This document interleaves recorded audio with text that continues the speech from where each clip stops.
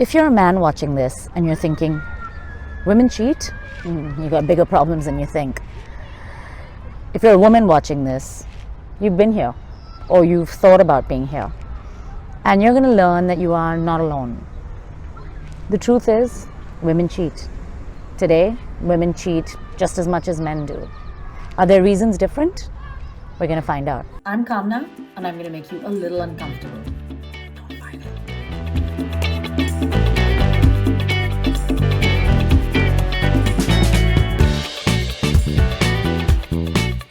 For the longest time, we've accepted infidelity as a male flaw and prerogative. Mistresses with condos across town, late night trysts with secretaries, business trips to tropical places. It was all kosher because men have needs. Along comes gender equality, and now women feel like they have a right to the thrill and the excitement of clandestine meetings and passionate sex. Fucking feminists. I jest, of course, but infidelity is no joking matter. It can leave long-term emotional scars and blow up stable households like nothing else can.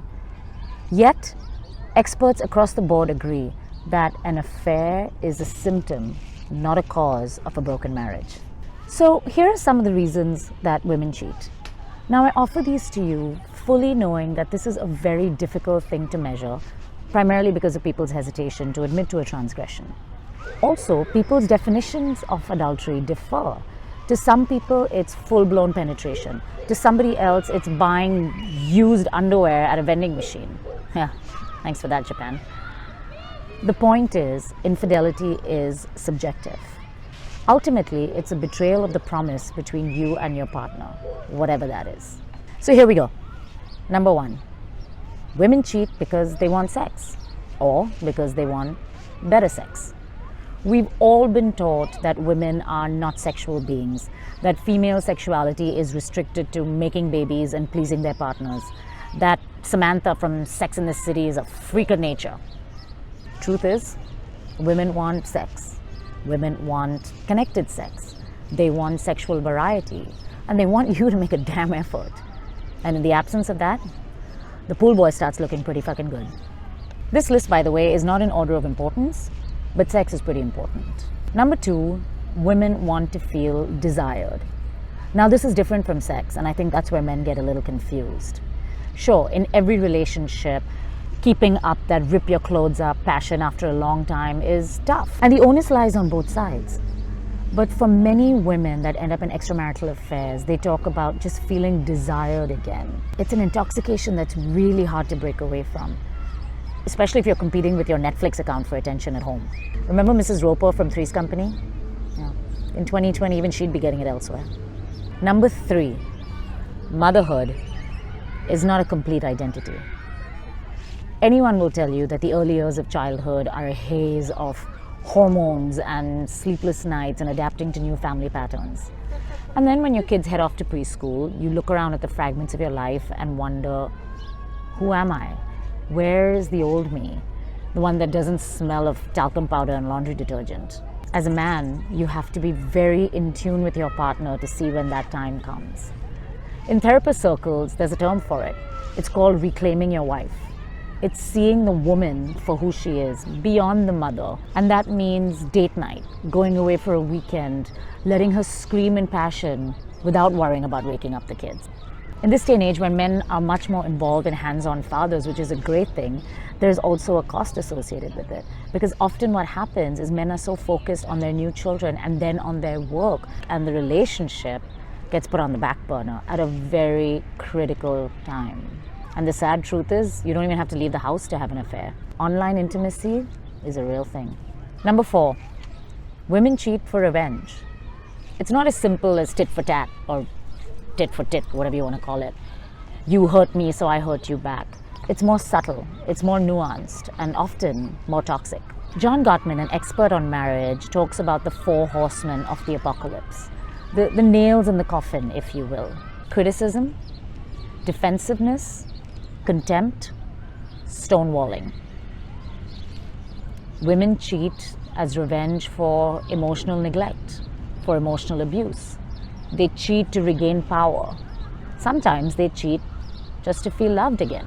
I like Esther Perel's quote on this: the victim of an affair is not always the victim of the marriage. We fool ourselves into thinking that just because we don't fight and create big scenes in front of our children that we're doing okay. But sometimes the emotional shutting down and shutting out is much more harmful and begs for an outlet. Number 5, women cheat to blow up a marriage they don't have the courage to leave. And number 6, women cheat to save a marriage they don't have the courage to leave. In the first case, it inevitably leads to discovery and dissolution of the marriage, which is what she wanted anyway. And yes, there are many more mature ways to deal with problems in a marriage. The latter is more common than you think. We know for sure that our current ideas of marriage and monogamy are problematic. Expecting one person to be your everything, emotional, sexual, financial, intellectual, is unrealistic.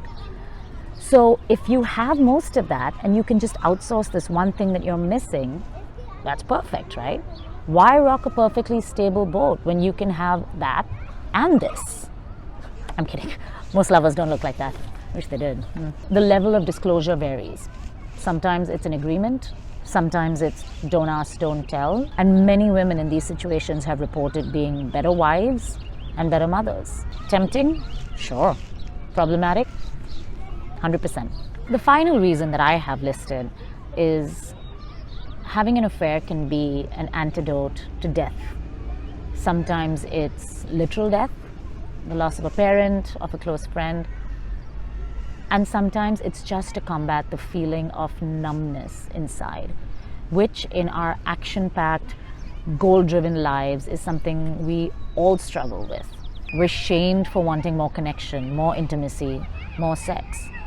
And sometimes the weight of our everyday lives makes us break away from ourselves and our value systems and engage in something simply because we want to feel alive. It's why happy people cheat. The human spirit craves vitality, and it's not something we value in this day and age or attempt to nourish. 2 final points on this.